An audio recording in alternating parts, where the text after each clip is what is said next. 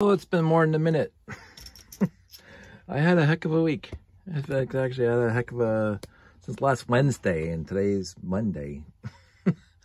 So the next Monday. So a week and a half getting ready for the show. The show was fantastic, and then after the show, going out and did some work for a week, and that was exhilarating to say the least. And then coming back on Saturday, and then doing stuff around the house and third. But I had to get this done. It was on my mind the entire time I was in Edmonton doing work and even at the show. So, as I mentioned before, I managed to run basically, quote unquote, the entire layout on 2 RCXs. So what I wanted to do is tidy this up. So the 2 RCXs are sitting here pretty with all the wiring. And the big issue for me was, and if I can get this thing over here, I can turn this around and show you. Okay, let me just put it down like that so it doesn't fall. So, there we go. Are you able to see that? So, with 4 train controllers, I only had to worry about 4 wires coming out. And so I had 4 wires here, and 4 wires here was basically back and side. With RCXs, I have 3 inputs and 3 outputs on each RCX, and I have at least 2 RCXs running now. So now I have 6 inputs and outputs each, or 12 wires altogether. And I thought I was just going to put 12 wires right across the back.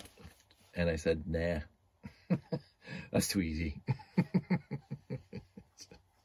so I made these things that pop out. And then you put the wires on, and then you push them back in. So they're all color-coded, blue and yellow, which is the RCX color, and then A, B, and C, 1, 2, 3, A, B, C, 1, 2, 3. I might label them up here and there. I don't know yet. That's future state. So I built those tonight, and then tuck in there. As I say, they correspond to blue RCX and yellow RCX, and then the next one will be red RCX, and then whatever color I choose for the next one if I get to that point. Because you may remember that at the show, here's me making the camera shake. At the show, I had 4 loops, 3 monorail loops, and 1 train loop running from the RCXs. And the other, one of the ports in the other RCXs was making the door go up and down, the repair bay door, which is utterly fantastic. So I'm going to get back into that. So I may need yet another RCX. We'll have to see. Because I'm going to copperize the remaining loops. So all 4 loops of monorail would be copperized, and 1 train loop, so that's 5, and then the 6 would be the door, but I also want more stuff, RCX. So, but as a value-added service over and above that, I can't do this with regular programming. So what I'm going to do is, I'll just show you, because I have a monorail motor. So I'm going to pull this guy out. I just wrote a little program right now. So the monorail motor is going to plug into port A, and the rotation sensor, fixed rotation sensor. Thank you, Battery Power Bricks, for inspiring me. So here's the rotation sensor. Just tilt this a little bit down so you can get the full thing. I'm going to put this on the side so you can see the motor spin. And I'm going to hit on your hook, I'm going to run it. Now, watch the motor as I rotate this thing. Hello. Hello, computer. Did I hit run? It's running. Well, this is making me look like an idiot. I think that connected properly. Oh. The motor's off. So let's just start that again. I keep on forgetting that that thing has to fit, so just turn this thing slightly. Let's go slower, faster. Of course, there's 7 steps on the RCX, 0 to 7. And so it'll get the peak speed, and then that's as high as it's going to get. But that comes with the app. And then you go that's the other way. Of course, my control wheel has to be spacey. And I can vary the, and it goes the other way. so it'll go backwards. Now, do I want it to do that? I don't know yet. But, so the idea is that the monorail track will be powered by the RCX. And then I have a weight in there.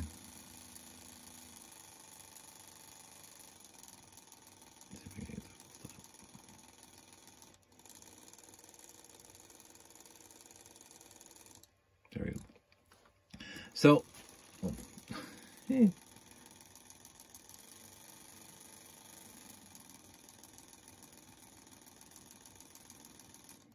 we go. Don't move. So one of the ideas is, and then of course this would just be pushed back in, well, at a show, so it wouldn't be sticking out the back. The idea is to have, as they say, little stations around the layout where people can control stuff on the layout.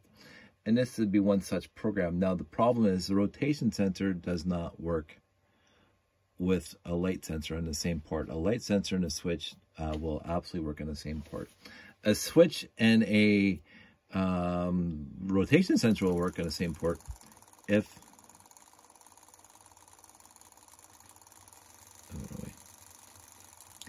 take that weight out there. If a rotation sensor and a touch sensor will work on one, because when the touch sensor is open, the rotation numbers get to there. If you press the touch sensor, it'll say, I think 1023, and then you can just do something with the touch sensor. But a rotation sensor and a light sensor will not work together. Which means that if the rotation sensor program is running the layout and you can control the monorail by this thing, you will not have the monorail stopping at the stations because I can't use the light sensor to tell the monorail where it is, the RCX where the monorails are. So that's a bit of a deficiency. So I'm going to have, right now I'm already carrying two programs on the RCX. One that I programmed so the trains would stop at all the stations by crossing the stream. I mentioned that during the show. When the train crosses the stream, the RCX knows where the train is, and it'll just time it to all the stops around the loop, and then of course reset itself every time it crosses the light stream from the light sensor.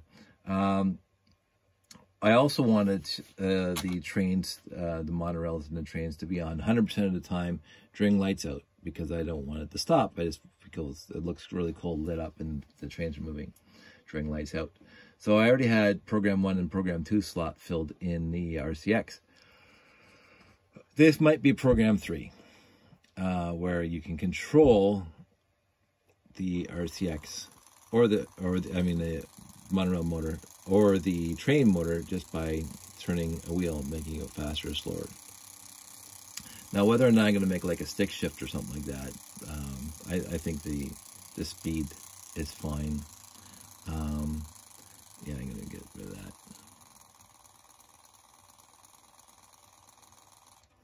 Yeah, I always do one so far because it's a weight.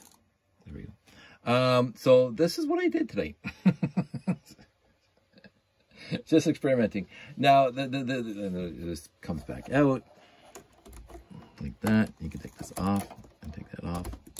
And then this goes back and everything goes into storage. Now, it was my first build. Is it my best? Absolutely not. It's not even close to my favorite build or my best build. But it does keep them out of the way. And as I say, I got so much more space in here now that I got rid of the train controllers and I put the RCXs in here. I should have thought about that when I built the box. But the box will still be doing fine. I'll be storing stuff down here. I am going to go to bed because I'm tired. This was a fun build. And of course, I had to modify the box. I had to drill holes into it. But that's what the box is for. I got to take a drill to and a jigsaw. It's not my cleanest work, but it's clean enough. And we're going to turn that off. And we're going to close this up. And there you go. So once again, the box is done. I'm happy with the box. I'm happy with the modifications I just made. And I'm going to work on alternate programming to control the monorails and the train for the next show. So that's what I'm working on right now. I also have to do a huge cleanup of the Lego room because it's a complete demo zone. unfortunately. I just haven't had time since I got back from the show, which is very sad because, you know, my week in work. So, but that's the way it is. That's it. That's all. I will talk. I hope everybody's doing well. I haven't had a chance to talk to you guys since the show. Really, I will start making more videos now that I'm back from work, my business trips, and we got a lot of camping coming up in the next couple of weeks, so stay tuned for that. So that's it. That's all. Hope everybody's doing well. Stay safe, and I will talk to you soon.